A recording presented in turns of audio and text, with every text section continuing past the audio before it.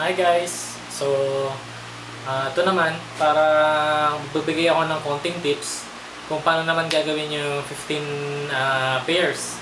So, dun sa isang video, kung napanood nyo, meron doon 15 directs. Isang tip lang yun, which is fishbowl technique, which is very common and yun yung pinaka-fastest way kasi. So, next yung 15 pairs. So, paano siya gagawin? Applying. Paano na may-hit yung 15 pairs? So, actually, madali lang yung 15 pairs. Sabi ko nga doon sa naunang video, kung meron ka ng existing na mga downline. Kasi kinakount ng in global, once na bumangga naman sa mga existing downline. Ang importante lang, bibilangan nila yung pairs mo. So, ito siya. So, sa 15 pairs,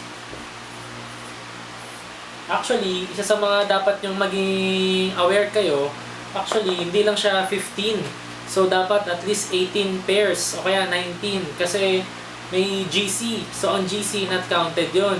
So, for example, ito siya. So, GC not counted. Yan. Kasi yung iba, kala nila naka-count yung GC. May mga kuha kang Restore Life, Feminine, Masculine Wash, Sabon, Polydeuce, White Light, Perfect White. So, hindi siya counted muna. Kasi ang binibilang ng company kung ilang pairs. So, ang ginawa ko dyan last trip para sigurado ako na nakamonitor ako, meron akong notebook and then ballpen. Sinusulat ko yung pairs na kinount ko for Hong Kong trip. So, for example, nag-encode ka mamayang gabi, bumangga sa strong leg. Automatic may pair yun, makikita mo may number siya. For example, pair number 53. So, isulat mo yun. Sa notebook mo, pair number 53. Next, 54, 55, 56. Yung next na pair mo, GC. So, hindi yan counted. So, next ulit. Kaya, hindi lang siya 15 pairs. So, yun yung iba na hindi nare-realize na, yun yung mga member, hindi nila nare-realize yun. So, sa 15 pairs, ito lang yan. Meron dyan dalawang scenario. For example, meron ka ng strong leg o meron ka ng existing downline. Mas madali na lang yan. Ito ka, so, yan ka. And then, meron ka ng downline sa baba. Sabihin natin dito, meron ka ng 30 people.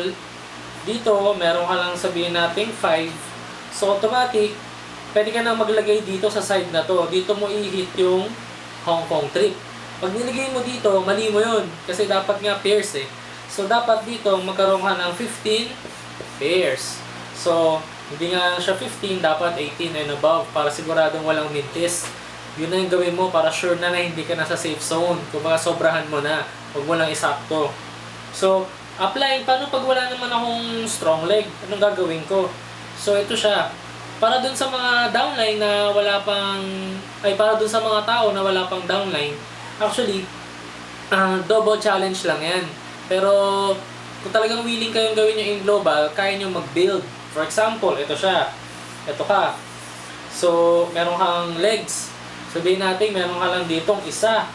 Tapos dito, wala pa. So, ang goal mo, kausapin mo to. Yung downline na yan. Sabihin mo sa kanya, downline, kailangan nating humataw. Kaya kailangan mo magbigay ng referral para makapagbigay siya ng mga tao sa'yo. Kasi, mas double effort talaga pag wala ka pang waiting. Kasi, imagine mo, kailangan mo mag-build sa left, kailangan mo mag-build sa right para makapag 1515 ka. So, kausapin mo yung mga downline mo, sabihin mo, mag-hit ako ng Hong Kong trip, bibigyan kita ng tao sa baba, pero magpa-referral ka. Para automatic, habang referral siya, pinifishbowl mo siya dun sa mga nilalagay mo, habang binibuild mo rin yung kabilang side. So, kung 15 pairs ang kailangan, dapat at least meron kang 20 na tao dito, saka 20 na tao sa kabilang side. So, kung 20 lang kailangan dito, at 20 lang din dito, automatic, parang tatlong 7 heads lang yan. So, sa tatlong 7 heads, imagine mo, tatlong tao lang na kailangan mag 7 heads. So, take advantage. For example, sa leg na to, ito yung goal mo ng buong December. Wala nang tinta. Ito, buong December, ang goal mo, ma-build yung side na to. So, ang goal mo, magkaroon ng tatlong 7 heads dito sa left side. So, automatic, pag meron na yan dyan, achievement. So, next, January. Pagdating ng January, anong goal mo na naman? Tatlong 7 heads naman sa kanan. So, pansinin mo, nagsisimula pa rin sa goal. So, yun lang. Pinaka-basic lang yun. December, trabahuhin mo to. 3 tao, 7 heads. January, 3 tao, 7 heads. Automatic, pairs mo, okay na. And then, pag may pay-in ka, fishbowlin mo pa para sa direct. And then, yun siya. So, yun yung konting tips ko para sa 15 pairs. Actually, hindi siya 15. Lagpas pa siya ng 15. So, sana nakatulong sa inyo. Very basic lang. And, kung nakaka-relate ka na wala ka pang downline, simulan mo na ngayon. 3 tao, 7 heads. Paano yan? Di pa ako marunong mag-OPP. Pwede mong kausapin sa upline mo. Kausapin mo siya. Paramdam mo na gusto mo talagang mag-hit ng Hong Kong. Pwede mo siyang kausapin upline. Pwede ka bang bumaba? House party, big OPP, mag-set kayo ng mga OPP sa lugar ninyo. Nakasama mo si upline. Sabihin natin, 3 times a week, nagko-commit sa upline sa'yo. Hakot ka ng madaming tao at ang goal mo, prospect. Huwag ka nang mag-invite ng mga pag-iipunan pa. Kasi ang goal mo dito, yung may pera na agad na kausapin.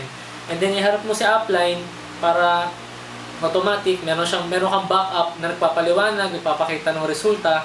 Pag wala ka namang upline na ganun, huwag kang mag-excuse. Wala akong upline na may ganun wala akong upline support Gawin mo pa din siya. Kahit walang upline, tuloy-tuloy mo pa din.